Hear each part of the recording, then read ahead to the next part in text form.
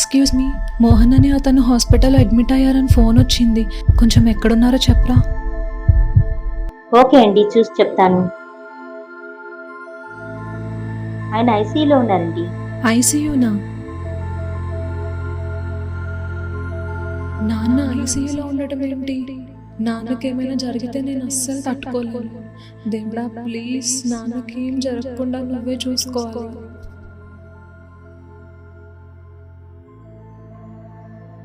Doctor, Mohan గారికి ఎలా ఉంది?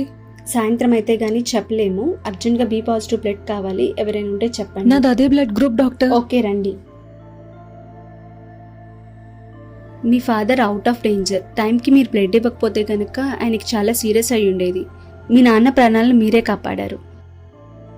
Thank you so much doctor.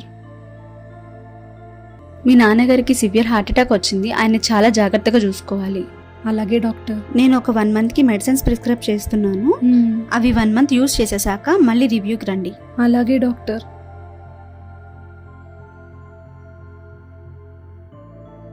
Mohan, గిరి, ఎలా ఉందిరా ఇప్పుడు నీకు?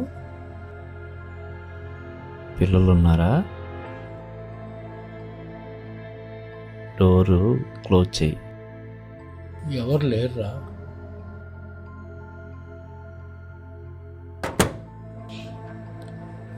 ఇప్పుడు చెప్పు, అసలు ఇలా ఎలా జరిగింది?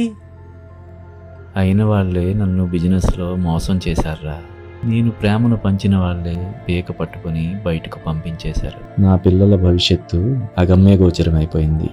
నా కూతురు పెళ్ళి ఆగిపోయింది. ఏం జరుగుతుందో తెలుసుకునే లోపు అంతా జరిగిపోయిందిరా. జరిగిందేది నువ్వు మార్చలేవురా. ఈ టైంలో నీ పిల్లలకి నీ అవసరం చాలా ఉంది. వాళ్ళ గురించి ఒక్కసారి ఆలోచించు. అసలే తల్లి లేని పిల్లలు కదా, వాళ్ళ ఆలనా పాలనా చూసుకోవాల్సింది నువ్వే. అలాంటిది నువ్వే ఇంత అధైర్యపడితే వాళ్ళకి ఎవరు ధైర్యం చెబుతారా? ధైర్యంగా ఉండు. ఏం జరగాలో కాలమే నిర్ణయిస్తుంది. నువ్వు మట్టుకి జాగ్రత్తగా చూసుకో ఆరోగ్యాన్ని. ధైర్యంగా ఉండు. నేనున్నానురా. నేను లేనా నీకు? సరే, ఉంటానురా. నాన్న సురేష్,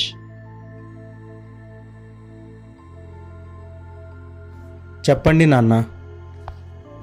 నీకో విషయం చెప్పాలిరా. ఏం లేదురా, చెల్లికి పెళ్లి చేయాలనుకుంటున్నాను. అందుకని మన ఆస్తి మొత్తం చెల్లి పేరు మీద పెట్టాలనుకుంటున్నాను. ఎందుకంటే రేపు తను వెళ్ళబోయే ఇంట్లో తన గౌరవం తగ్గకూడదు. మా అక్క ఎన్ని అవమానాలు పడిందో నాకే తెలుసు. అటువంటి పరిస్థితి నీ చెల్లికి రాకూడదు. అందుకని చెల్లి పేరు మీద ఆస్తి మొత్తం పెడతాను. నీకు కావాలంటే మళ్ళీ సంపాదించి ఇస్తాను. నాన్న, నేను కూడా మీకు చాలా రోజుల నుంచి ఒక విషయం చెప్పాలనుకుంటున్నాను.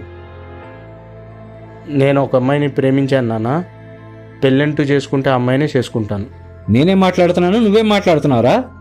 చెల్లి పెళ్లి గురించి నేను మాట్లాడుతుంటే నువ్వేదేదో మాట్లాడుతున్నావు. అయినా నీకు ఉద్యోగం లేదు, సద్యోగం లేదు. ఎవడ్రా నీకు పిల్లనిచ్చేది? రమ్మను. ఏంటమ్మా, ఇంట్లో పెళ్ళిడికి వచ్చిన ఆడపిల్లను పెట్టుకొని వాడేం మాట్లాడుతున్నాడు? ఇంట్లో ఆడపిల్ల పెళ్ళయిన తర్వాత కదా మిగతా విషయాలు ఏమైనా మాట్లాడేది.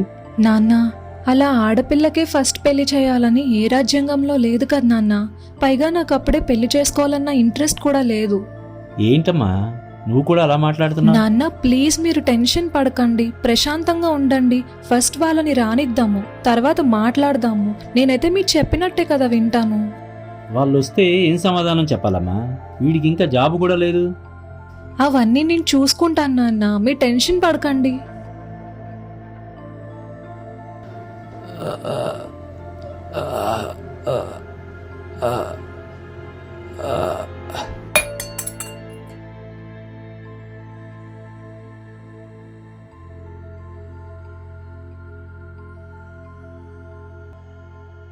చెప్తే వచ్చేదాన్ని కదా నాన్న.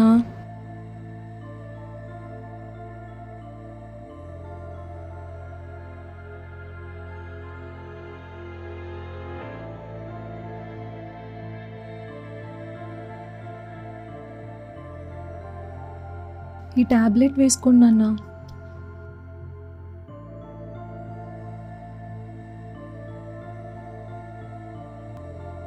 నాన్న ఎందుకంత స్ట్రెస్ అవుతున్నారు నాన్న మీరు? నాన్న ప్లీజ్ నాన్న, స్ట్రెస్ అవ్వకండి మీరు. ప్లీజ్ నాన్న, ప్లీజ్. ఎందుకో తెలియదమ్మా, జీవితం మొత్తం తలకిందులైపోయింది. కుటుంబానికి నేనున్నాను అనే గుండె ధైర్యం చెప్పాల్సిన వాడే ఈ గుండెకు బరువైపోయాడు. ఈ గుండె ఆ బరువు మోయలేకపోతుందమ్మా. ఏం చెయ్యాలో కూడా అర్థం కావడం లేదు. అలా అనకండి నాన్న, ప్లీజ్. నేను వినలేకపోతున్నాను. నేనేమో నీ పెళ్లి చేయాలని చూస్తుంటే నువ్వేమో ఆస్తి మొత్తం వాడికి రాసిస్తానంటున్నావు. నీ లైఫ్ ఎలా అమ్మా? నా లైఫ్ మీరే నాన్న. నా గురించి నేను చూసుకుంటాను. మీరు అస్సలు టెన్షన్ పడకండి. మీ పూర్తి బాధ్యత నాది. నాన్న, రేపు వాడొచ్చి మిమ్మల్ని తీసుకెళ్తా అన్నా కూడా నేను మిమ్మల్ని పంపించాను నాన్న. నాకు పెళ్ళైనా కాకపోయినా, మీతో ఎవరున్నా లేకపోయినా నేను మీతోనే ఉంటాను నాన్న. అందుకే అందరూ అంటుంటారమ్మా, కొడుకైతే తల్లిదండ్రుల ఆస్తులు కోరుకుంటాడు, అదే కూతురైతే తల్లిదండ్రుల ఆయుష్ కోరుకుంటుందని. నిన్ను చూస్తే అది 100కి 100 పాళ్ళు నిజమనిపిస్తోంది. నీలాంటి కూతుర్ని కన్నందుకు నేను చాలా గర్వపడుతున్నానమ్మా. మీ అమ్మే బ్రతికుంటే ఈరోజు నిన్ను చూసి చాలా సంతోషించేది.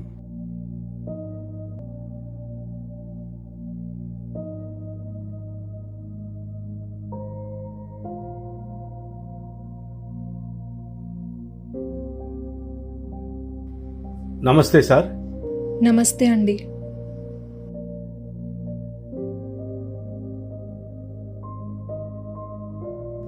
మా అమ్మాయి మీ అబ్బాయిని ప్రేమించిందట. పెళ్ళంటూ చేసుకుంటే మీ అబ్బాయినే చేసుకుంటానంటుంది. ఎన్ని సంబంధాలు వచ్చినా చెడగొడుతుంది. ఇక్కడ చూస్తే మీ అబ్బాయి సెటిల్ అవ్వలేదు. ఒక ఆడపిల్ల తండ్రిగా మీరు ఆలోచించండి, మాకెంత టెన్షన్ ఉంటుందో. సార్, మా నాన్నగారికి ఆరోగ్యం అంతగా బాగోలేదు. ఆయన బదులు నేను మాట్లాడతాను. సార్, ఇక మా అన్నయ్య విషయానికి వస్తే నాకు ఒక 1 మంత్ టైం ఇవ్వండి. మా అన్నయ్యకి మంచి ప్యాకేజ్తో జాబ్ ఇప్పిస్తాను. మా మేనేజర్తో మాట్లాడతాను. ఇక ఆస్తి విషయానికి వస్తే ఉన్నదంతా మీ అన్నీకే పెడతానన్నారట. నిజమేనా? అవును సార్, నిజమే. పెళ్లి జరిగేలోపు మొత్తం ఆస్తి మా అన్నయ్య పేరు మీద రిజిస్ట్రేషన్ చేయించేస్తాము. చివరిగా పెళ్ళి అయిన తర్వాత మిమ్మల్ని చూసుకునే బాధ్యత లేదు అని మీ అబ్బాయి అన్నాడు. అది ఓకేనా? అవును సార్, మమ్మల్ని చూసుకునే బాధ్యత మా అన్నయ్యకి ఏం లేదు. సరే అమ్మా, మాకున్న డౌట్లన్నీ క్లియర్ అయ్యాయి. మీకేమన్నా డౌట్లు ఉంటే అడగండి. ఏమీ లేవు సార్. ఒకరినొకరు ఇష్టపడ్డాక ఇంకా అడగడానికి ఏముంటాయి? మంచి రోజు చూసుకొని వస్తాను. ఉంటానమ్మా. నువ్వు చాలా గ్రేట్. నీలాంటి బాధ్యత గల కూతురు నాకు పుట్టలేదని నేను చాలా ఫీల్ అవుతున్నాను. మంచిది సార్. మంచిదమ్మా, మంచిది సార్.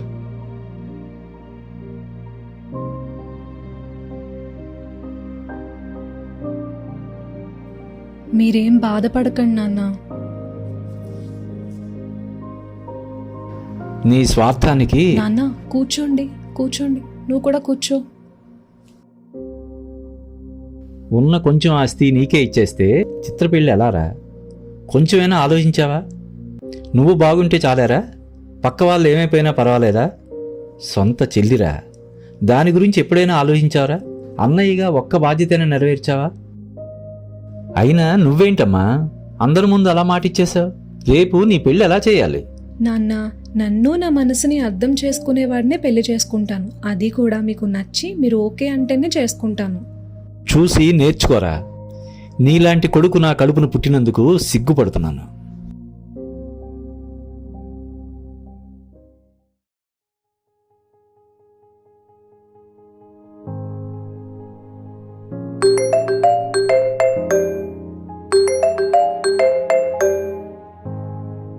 అత్తయ్య చెప్పండి.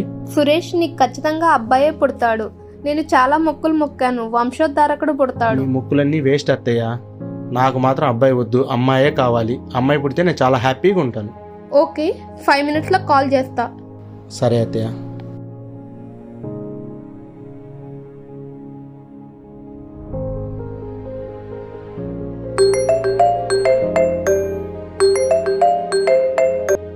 చెప్పండి అత్తయ్య. కంగ్రాట్స్ సురేష్, మీకు అమ్మాయి పుట్టింది. థ్యాంక్ యూ అత్తయ్య. నేను ఇప్పుడు చాలా హ్యాపీగా ఉన్నాను. కంగ్రాచులేషన్స్ బావా. అయినా నాకు అబ్బాయి పుడితేనే సెలబ్రేట్ చేసుకోవట్లేదు. నువ్వేం బా అమ్మాయి పుడితే అంత ఆనందపడిపోతున్నావు? బావా, నీకు అబ్బాయి పుట్టాడు కాబట్టి నథింగ్ స్పెషల్. నాకు అమ్మాయి పుట్టింది కాబట్టి సంథింగ్ స్పెషల్. సరే ఏదో చెప్పావులే, కంగ్రాట్స్ రా. థ్యాంక్ యూ బావా.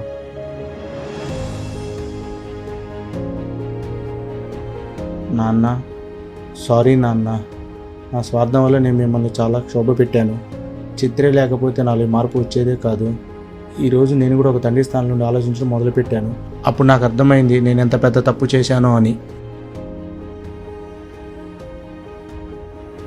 చాలా థ్యాంక్ యూ చిత్ర. నువ్వు లేకపోతే నేను ఏమైపోయేవాడిను. అమ్మ లేకపోయినా నిన్ను చూస్తే నాకు అమ్మే గుర్తుకు వస్తుంది. నీలో అమ్మ ఉందని నిరూపించావు. అమ్మ లేని లోటు తీర్చావు. నువ్వు నా గుండెకే రక్షణ కవచం అనుకున్నానమ్మా, కానీ ఈ ఇంటికే రక్షణ కవచానివి. అమ్మో, ఏమో అనుకున్నాను, కానీ నువ్వు సంథింగ్ స్పెషల్. నువ్వు ఎక్కడున్నా ఎలాంటి పరిస్థితులు ఎదురైనా నీ గౌరవాన్ని కాపాడుకుంటావని అర్థమైందమ్మా. అందుకే నువ్వు మామూలు చిత్రవి కాదు, నిశ్చిత్రవి.